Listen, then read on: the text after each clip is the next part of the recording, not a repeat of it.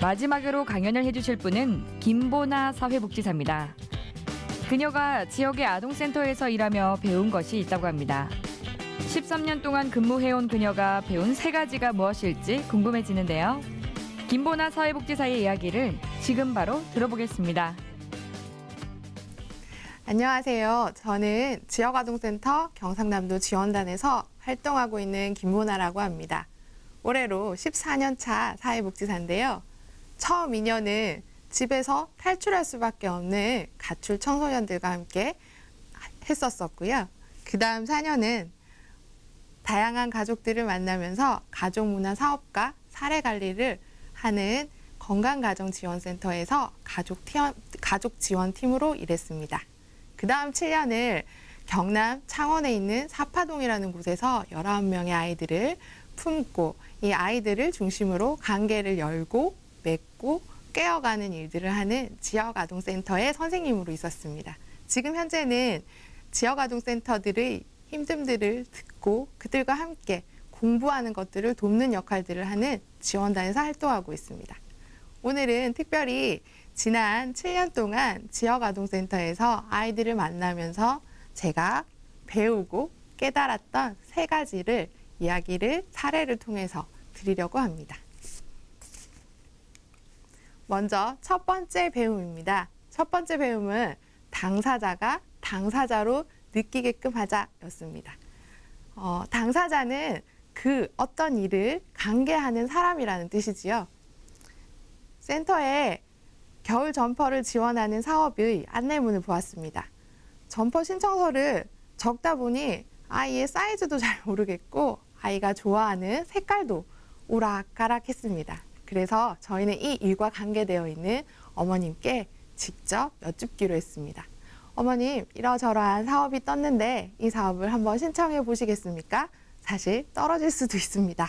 라고 설명드렸고 어머니께서는 우리 은별이가 늘 형한테 물려받는 옷만 입다가 새 옷을 입는다면 참 좋겠다. 흔쾌히 하자고 하셨습니다.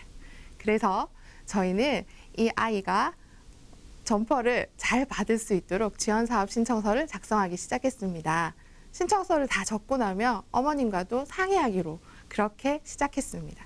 신청서의 내용은 그러했습니다. 우리 은별이가 첫째 형에게 물려받는 옷만 입고 있으니 새 옷을 입고 싶어하는 마음들이 있다. 또한 우리 은별이의 꿈은 UN 사무총장입니다. 또한 우리 은별이는 그러한 꿈들을 안고 센터 안에서 동생들을 품는 역할들을 하고 있다. 또한 그러한 품는 은별이를 품어주는 점퍼를 받고 싶다. 라고 지원 신청서에 썼습니다. 결과 선정되었습니다.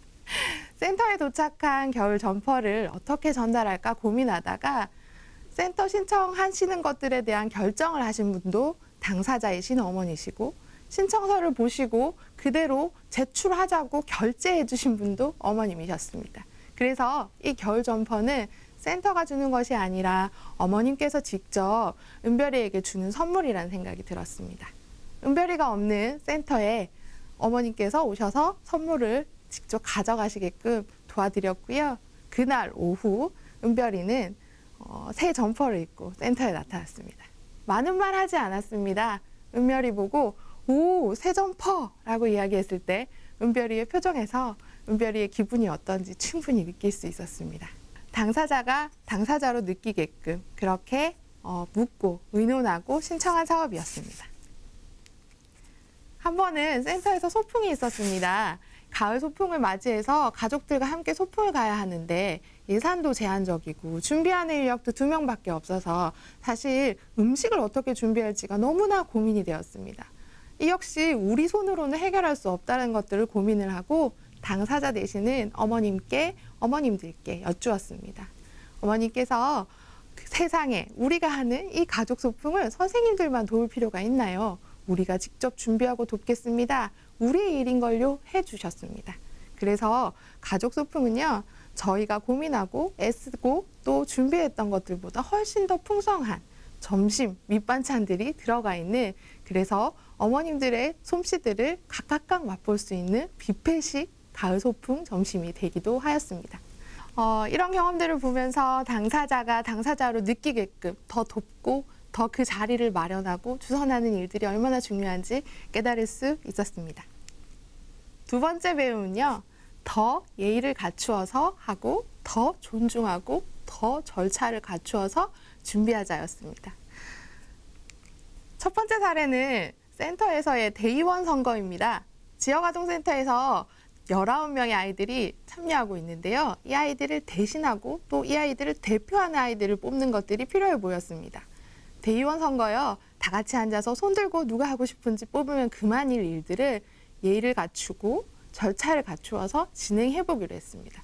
그렇게 할 때 그 역할들을 잘 해낼 수 있을 거라는 생각들이 들었기 때문입니다. 처음 대의원 선거를 앞두고 대의원의 역할이 무엇인지 자세하게 설명해 주었습니다. 그리고 대의원을 하고 싶어하는 친구들에게는 신청서를 작성하도록도 도왔습니다. 그렇게 해서 그렇게 공약을 적힌 신청서들이 들어왔을 때 선생님들께서 여기 보이는 바와 같이 아이들의 공약문을 일주일 동안 센터에 잘 게시해 두었습니다. 공약문을 보고 아이들이 누구를 뽑아야 될지 고민하는 일들도 있었고요. 후보로 등록한 아이들을 다 함께 모아서 어떻게 선거 운동하면 좋을지 같이 의논도 해보았습니다. 실제로 선거의 명부도 만들었고요. 투표용지도 아이들하고 직접 만들었고요. 투표함도 아이들이 직접 손으로 만들었습니다.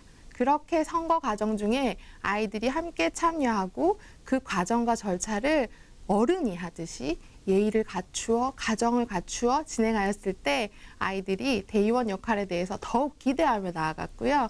책임감 있게 또 까불지 않고 또 집중하여서 진중한 모습으로 참여하는 모습들을 볼 수 있었습니다. 두 번째는 더 예의를 갖추는 역할들을 한 소식지에 대한 이야기들을 하고 싶습니다. 센터에서 제일 처음 만들어낸 소식지를 어떻게 만들까? 처음 고민하다가 이 소식지에 우리 아이들이 직접 자신의 이야기들을 할 수 있도록 기자단을 꾸려보자 하는 생각들이 들었습니다. 기자단 역시 그냥 하지 않았습니다. 예의를 갖추고 절차를 갖추어 기자단을 설명했고요. 기자단을 모집하는 홍보문을 센터 안에 게시했습니다. 홍보문을 보고 3명의 친구가 쪼롬이 왔습니다. 면접 시간을 따로 정했고요. 면접을 정말 보듯이 집중하여서 아이들과 함께 면접을 보았습니다. 물론 질문은 열심히 하겠냐? 네, 끝이고 합격률은 100%였습니다. 우리 기자단 친구들과 다 같이 어떤 것들을 해야 될지 고민하다가 이 친구들에게 맡겨보았습니다. 아이들이 직접 자기네들이 실제로 회의를 진행하기도 했고요. 또 직접 인터뷰를 진행하기도 하면서 소식지를 만들어내는 아이들의 모습들을 보았습니다. 이렇게 만들어진 소식지는 한번 읽어보고 버려질 소식지가 아니고요. 우리 친구들이 부모님과 학교 선생님들과 친구들에게 직접 전달하면서 자랑스럽게 해내는 소식지도 되었습니다. 실제로 후원자분들과 운영위원들 분께도 우편으로 드리지 않고 기자단이 자신의 이름이 적혀있는 이 소식지를 직접 설명하고 전달하는 의미 있는 전달 과정들도 있었습니다. 세 번째는 우리 아이들이 하는 일들에 대해서 믿고 맡기기, 그리고 아이들이 도움을 요청할 때까지 가까운 거리에서 기다리고 지켜보기입니다. 첫 번째 사례는요, 될까 싶었던 워크숍입니다. 사실 대의원들이 있지만 이 아이들의 역할들이 그렇게 많지는 않았습니다. 매월 이루어지는 자치회의를 통해서 아이들이 그 자치회의를 주관하고 진행하는 역할들을 많이 하기는 했으나 특별하게 대의원으로서의 역할들이 없었습니다. 가장 이 아이들이 참여했으면 하는 것들이 사실은 센터에서 하는 2번의 워크숍이었습니다. 워크숍에서는 지난 해 동안 있었던 센터들의 여러 가지 사업들을 평가해내고 다음 해의 사업들을 계획하는 활동들이 있었는데요. 하룻밤을 꼬박 새듯이 같이 회의하고 의논하는 자리라 과연 아이들이 해낼 수 있을까 하는 걱정이 들었기 때문입니다. 될까 싶었습니다. 그렇지만 믿고 맡겨보기로 했습니다. 아이들에게 워크숍이 어떤 활동이고 그 안에서 우리가 어떤 이야기를 나누어야 될지 역시 2번째 배움에서 말했던 것처럼 절차를 갖추고 예의를 갖추어 설명했습니다. 다음 날부터요, 아이들이 연습장을 가지고 돌아다니기 시작했습니다. 여기 보시는 바와 같이 아이들 한 명 한 명을 만나서 연습장에 어땠는지, 지난 프로그램 중에 하기 싫은 건 무엇이었는지, 내년에 하고 싶은 건 무엇이었는지 직접 묻는 과정들이 있었습니다. 물론 시간은 오래 걸렸습니다. 때로는 까먹고, 때로는 귀찮다, 하기 싫다 하는 친구도 있었습니다. 그렇지만 잘할 수 있다, 잘할 것이다, 응원한다, 이렇게 응원해주면서 아이들이 할 수 있도록 기다리고 기다렸습니다. 실제로 워크숍 날요, 2~3시간 넘게를 아이들이 같이 자신들의 의견들, 조사해왔던 의견들을 발표하는 그런 모습들을 보여주었고요. 준비하는 선생님들도 아이들이 최대한 이해할 수 있도록 마인드맵이나 퍼실리테이션 기법을 활용한 여러 가지 아이들이 이해할 수 있는 방법들로 워크숍을 재미있게 진행한 경험들이 있습니다. 믿고 맡기니 되더라고요. 두 번째입니다. 믿고 맡기니 되더라고요 라고 말할 수 있는 2가지의 경험, 종사자 면접과 운영위원회였습니다.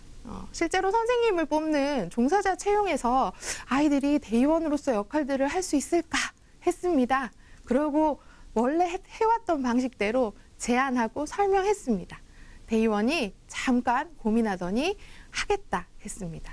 다음 날요, 선생님들이 말하지 않았지만 어떤 질문을 해야 될지 고민하더라고요. 선생님이 오시면 어떤 프로그램을 하시겠나요? 센터에서 매일같이 싸움이 일어나는데 그 싸움은 어떻게 정리하시겠어요? 라는 제법 예리한 질문들을 가지고 오는 이 친구를 보면서 면접 과정이 얼마나 재밌던지요. 면접 당일날이 됐습니다. 면접 30분 이전에 이 친구가 갑자기 집에 갔다 오겠다 하더라고요. 혹시 겁이 나서 피하는 건 아닌가 했는데 다녀온 이 대의원 친구를 보면서 깜짝 놀랐습니다. 이 친구가요, 집에서 가장 깔끔한 셔츠를 입고 온 겁니다. 따로 말하지 않았습니다. 면접이 어떤 자리인지 그것들을 아이가 잘 알고 최대한 마음 써서 준비하는 모습이었으니까요. 아직도 잊을 수 없는 면접입니다. 면접위원도 떨리고 면접 질문을 받는 선생님들도 떨리는 아주 마음 쫄깃한 면접이었습니다. 운영위원회도 한번 맡겨보기로 했습니다. 아동을 대표로 하는 아동운영위원이 과연 가능할까? 역시 꺼다 놓은 보릿자루처럼 가만히 앉아있지는 않을까 하는 생각들이 들었습니다. 하지만 함께 해보기로 했습니다. 센터의 예산도 다 공개하고요. 센터의 프로그램에 대해서 어른들이 어떤 생각하는지 그 과정 속에 함께 했습니다. 대학 교수님도 계셨고요. 지역에서 아동복지의 전문가 선생님들도 계셨습니다. 그 자리 속에서 당당하게 한 자리를 차지하면서 이 친구는 아동의 대표로서 해야 할 이야기들을 꼼꼼하게 해내는 정말 멋진 아동 운영위원의 모습들을 보여주었습니다. 앞으로의 다짐입니다. 이러한 많은 역할들이 있는 지역아동센터, 하지만 사회복지 현장에서는 지역아동센터는 늘 열악하다라는 이야기들을 많이 듣습니다. 또한 아이들은 투표권이 없다라는 이유로 늘 정책이나 예산에서 우선순위에서 뒷전이 되는 지역아동센터이기도 합니다. 하지만 그런 지역아동센터에서 우리 아이들은요, 자기 삶에서 자기가 주인 되는 법을 배워나가고 있습니다. 하나하나 배우고 그러면서 다양한 연령대의 언니, 형, 동생, 오빠 모든 사람들과 더불어 살아가는 방법들을 배우고 있습니다. 그렇게 지역아동센터는 오늘 하루도 굴러가고 있습니다. 저는 지원단에서도 여전히 동일하게 활동할 것입니다. 제게 당사자 되는 분은 경남의 262개의 센터와 570명의 선생님들과 6,530명의 아이들입니다. 당사자가 당사자로 느끼게끔 늘 묻고 의논하고 부탁하고 감사하려고 합니다.